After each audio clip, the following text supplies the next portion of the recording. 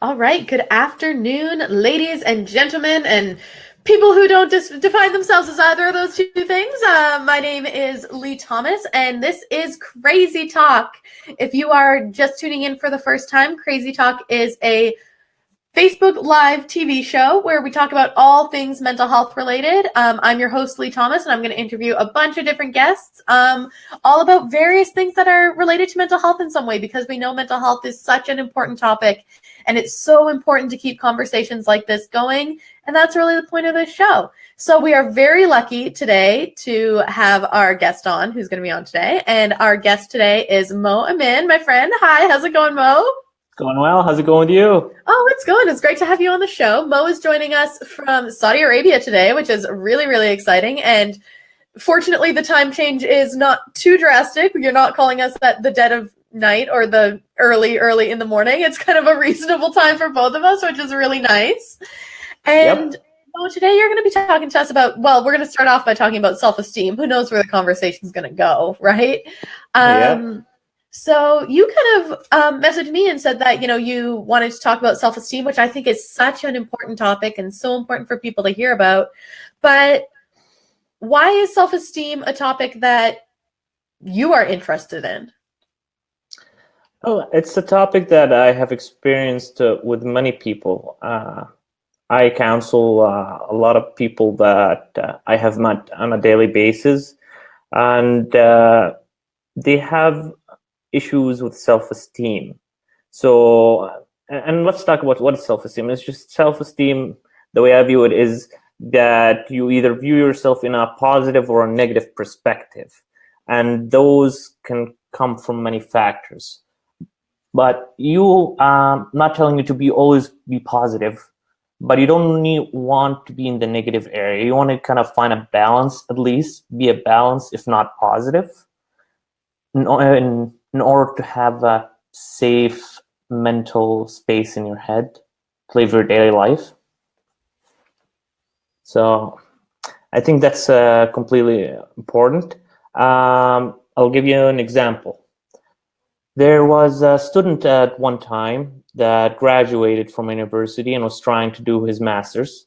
He applied to so many universities. He went to one of the top universities, and he managed to get his foot in the door and convinced the prof. And the prof asked him, "Give me your transcript. I want to see your transcript before we finalize this."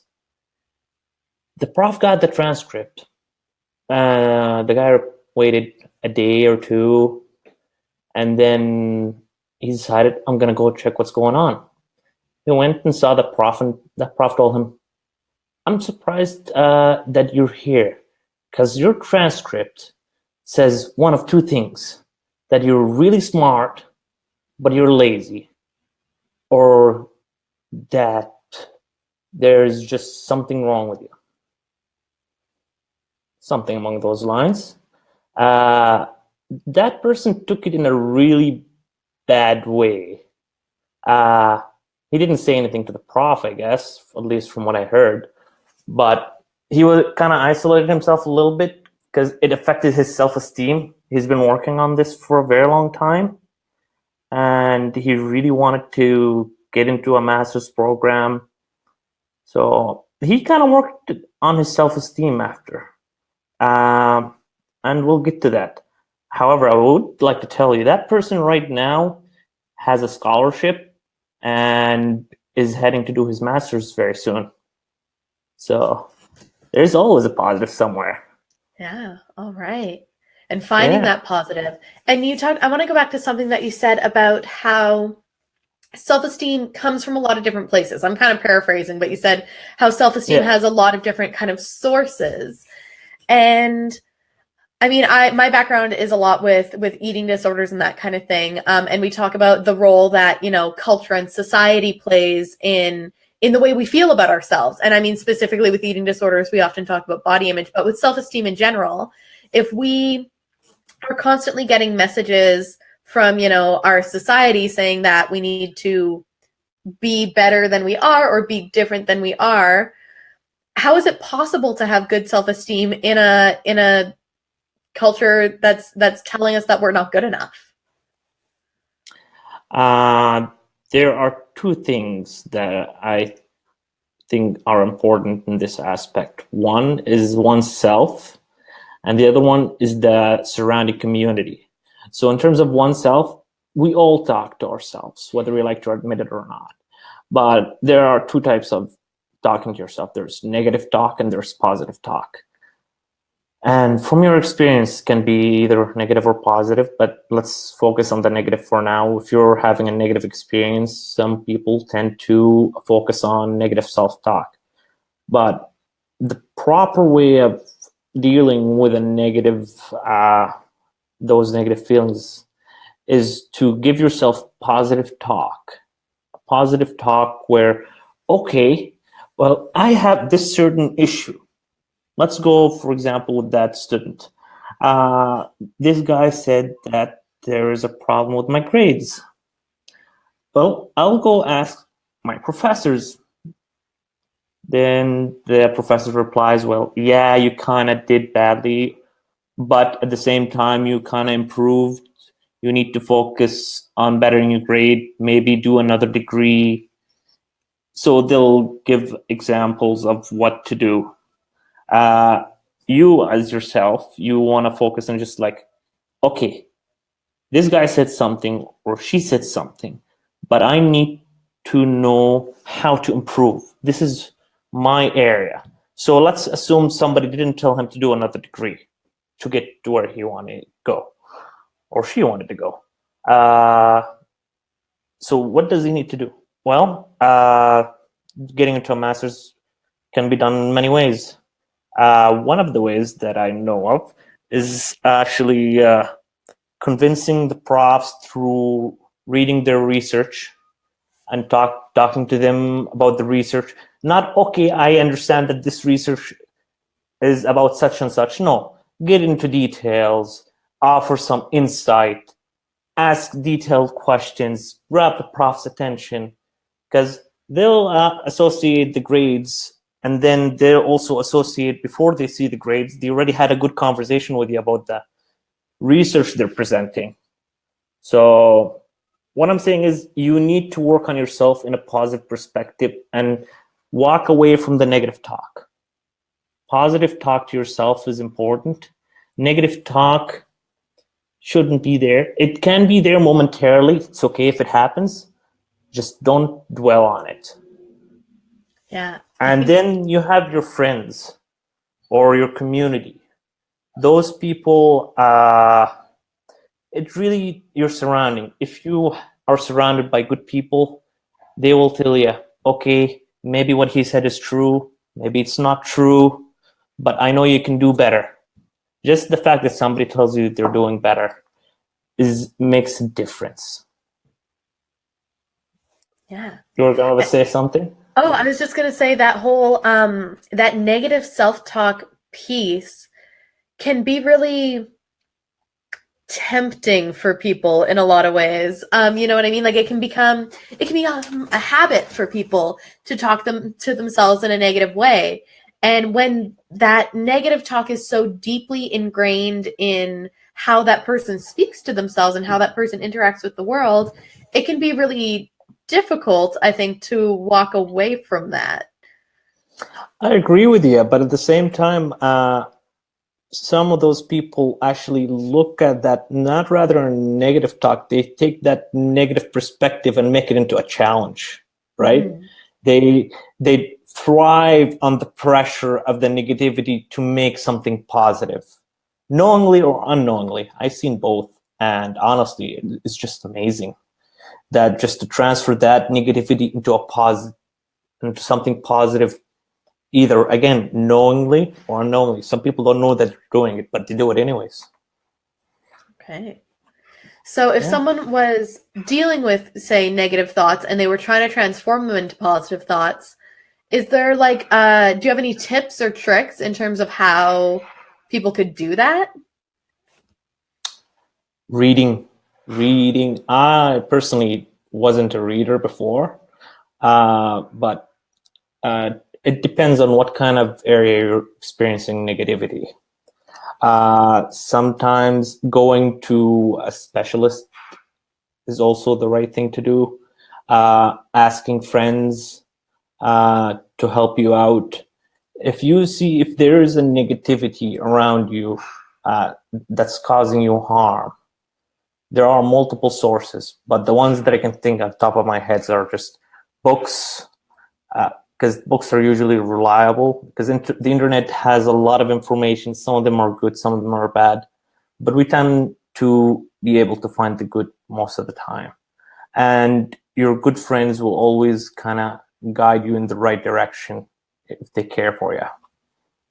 Yeah, and I like that idea of, I think for a lot of people, we see self-esteem as a very individual phenomenon. We see it as something that like an individual struggles with and an individual has to overcome. But I really like that you're talking about that community piece as well, because I think that gets overlooked a lot in our conversations about self-esteem and in our conversations about mental health, just how important that community piece can be, because human beings are, we're social creatures. We're meant to have communities. We're meant to have other people lift us up and to lift other people up as well.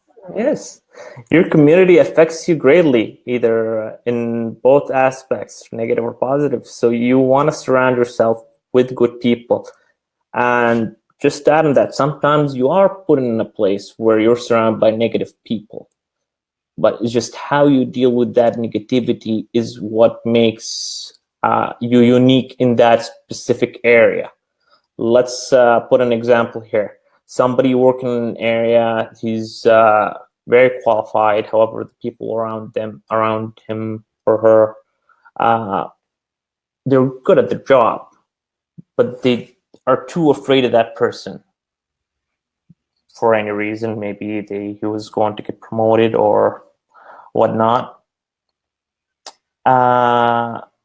But even in that area, you'll find people that are willing to help you. And even if you don't find people that are willing to help you, take the most out of it, because there are some positive experiences you can get, and look for another job while you're doing so.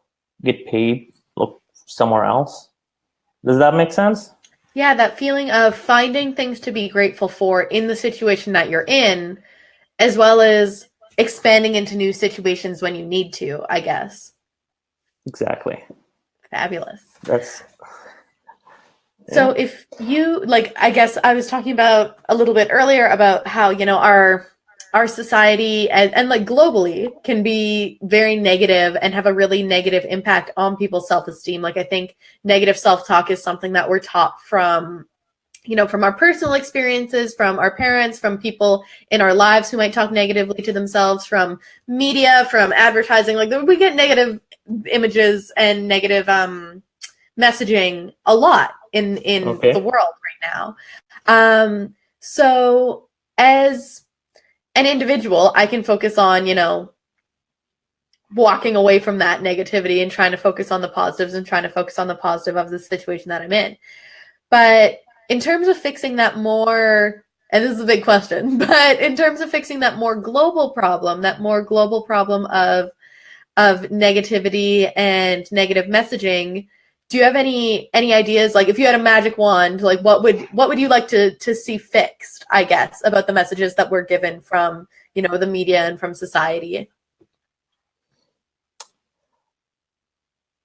I would say if we focused on ourselves in terms of bettering ourselves and made ourselves examples of being better people, being better at what we do, with time, that will shine globally per se in this circumstances. It's just the fact that if I had a magic wand and I say, I don't want people to be judgmental, but is that really gonna happen? It couldn't be. But is being judgmental necessarily bad? Good. Sometimes you need to have good judgment, otherwise they wouldn't call it good judgment.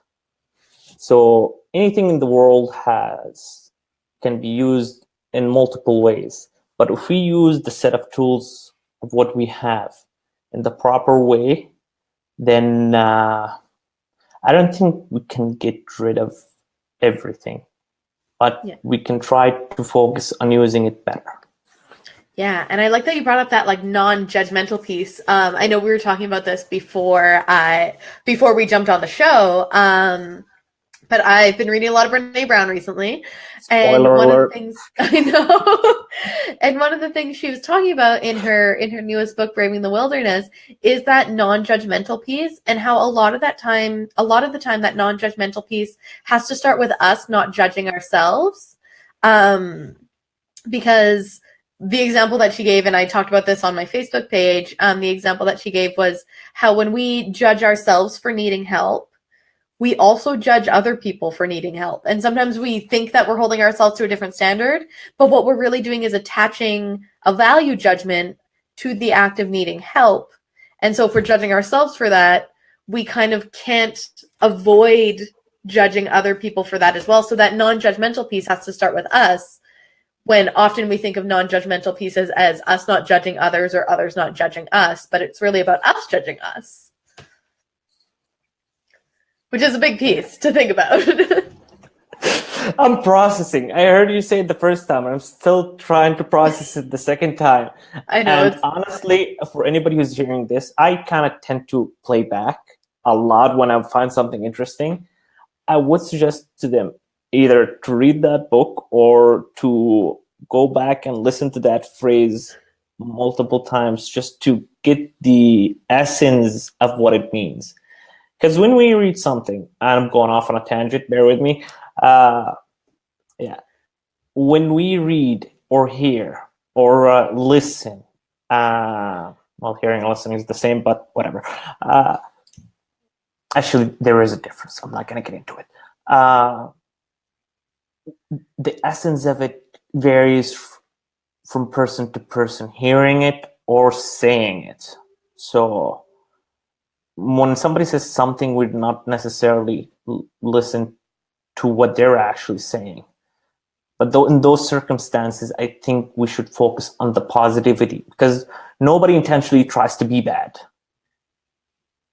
So if you focus on the positivity of what they're saying, I think you would be able to comprehend a much better knowledge of what you are reading or listening to.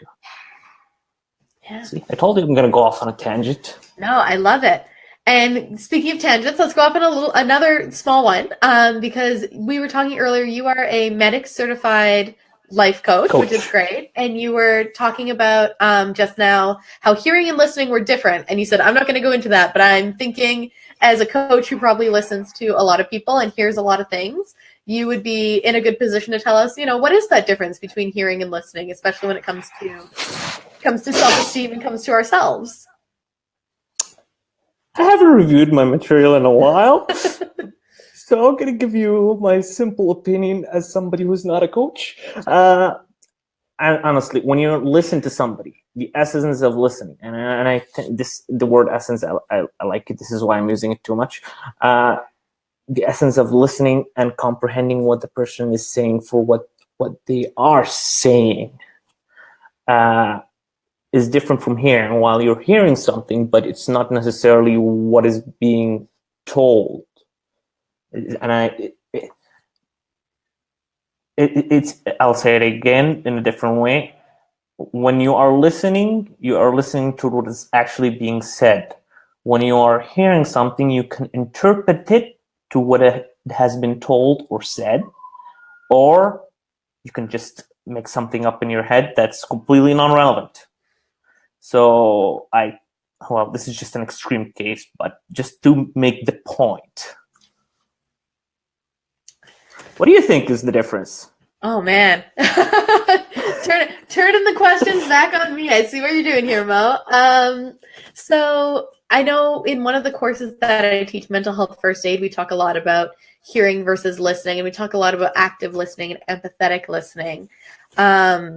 And there's all sorts of like little tips and tricks that I teach the people who take mental health first aid. By the way, anyone who's listening, I have a mental health first aid course coming up February 10th and 11th. Reach out to me if you're interested. I would attend if I was there. Oh, I appreciate that. But we talk about, kind of like you said, like how hearing is a physiological process. Hearing is something that we all well, if we are hearing people, it's something that we do. Whereas listening is something that is really about us trying to process the information. And when we talk about empathetic listening, it's trying to process that information in a way that's going to be helpful for the other person. So, and kind of the example you gave, empathetic listening and listening being something that we're listening to the words that they're saying instead of pushing our own agenda onto it. Right on the point. Nailed it. Did I pass the quiz, Coach? Yes, you did. Oh, I nailed it.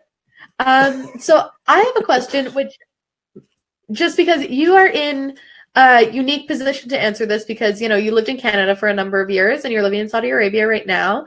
Do you notice differences in the way that we talk about self-esteem, for instance? Like, do you notice that maybe Canadian students really struggle with their self-esteem, whereas in Saudi Arabia it's not such a big deal, or anything like that? Or is it pretty much the same across the globe or across the board? I would say both. Yeah. Both in terms of self-esteem as an issue is faced globally, but at the same time, the way that people deal with it as well as feel it is different based on the culture itself also. So it's a really broad question, and I'm giving a much broader answer, so bear it.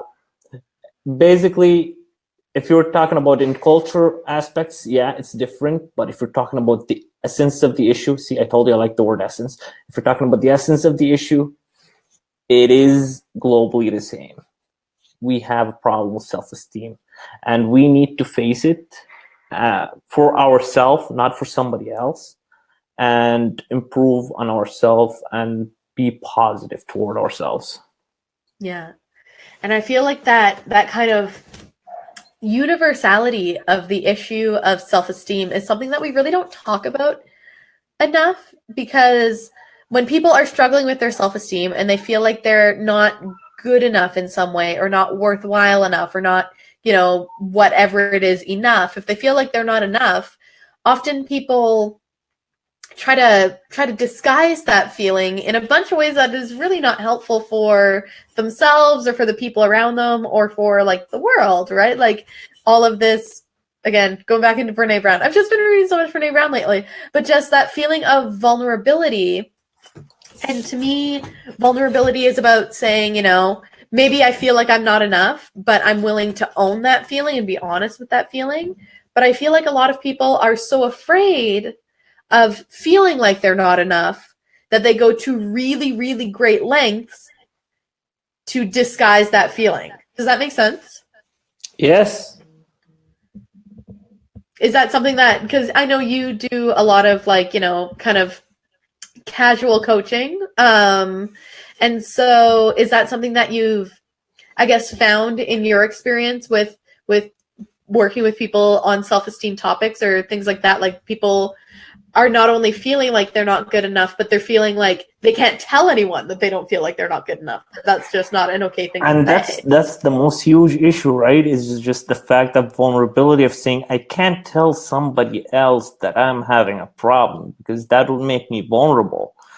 But this is just my view of it. Vulnerability is good because it tells you need to work on something. And if you're not able to help yourself by, like we said, for example, reading about it and getting better, but know somebody who you think is a mentor or a role model that you want to be like, you want to go and ask them. And because if you think of them as a role model, you at least respect them and respect their opinions. So we would expect that their opinion matter in a positive aspect. Yeah. And you've mentioned reading a couple of times, which is great because I am a big reader and I love reading. And I've recommended. I'm a horrible reader. This is why I'm emphasizing you should read. I started reading lately. Like literally, most of what I read is scientific journals or scientific books. However, the past 2 to 3 years, I learned to read books that are not related to my field to better myself. And this is something I'm working on. I need to focus on reading.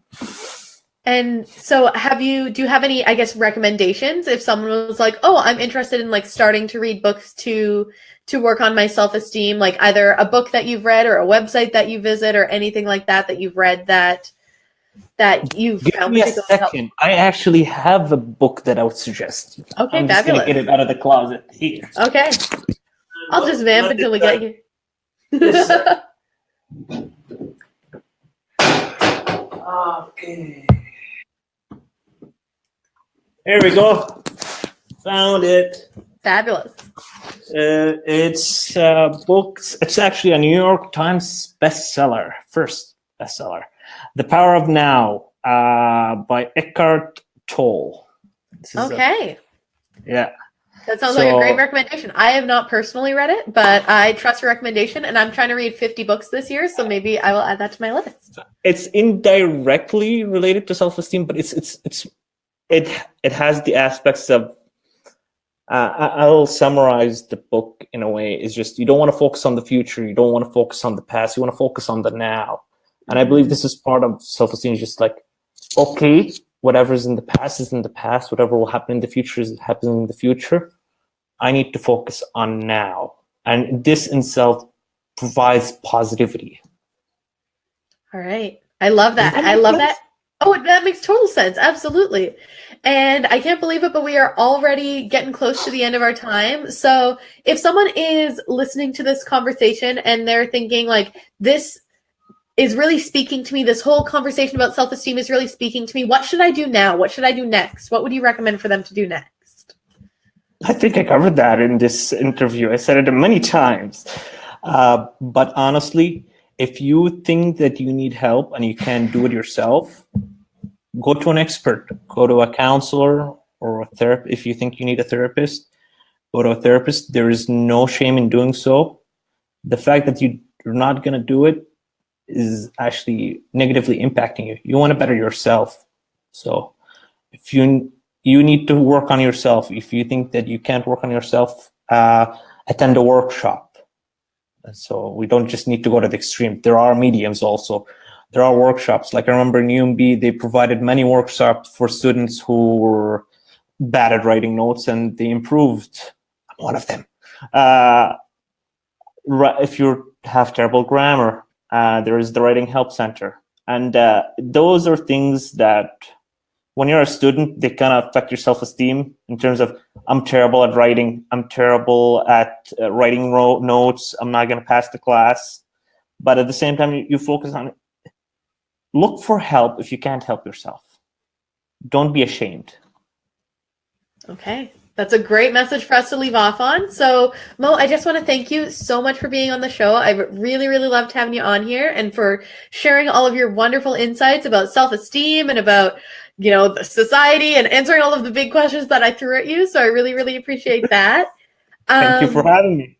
Oh, absolutely. And if you're watching this show and you're thinking, wow, I am super enjoying these Crazy Talk episodes, you can see more episodes of Crazy Talk on my Facebook page at facebook.com/LeeThomasSpeaks.